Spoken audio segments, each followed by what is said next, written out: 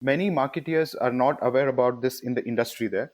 Analytics, they just take it as a piece of code and implement it on the website. But what I would say is get first-hand information from your clients before implementing the analytics code on the website. Then, once it comes to the implementation, before adding the code on the website, I would suggest a few settings that needs to be changed. First thing would be your campaign timeout settings and session settings in, say, your Google Analytics dashboard. It has to be changed and it has to be set according to your business value.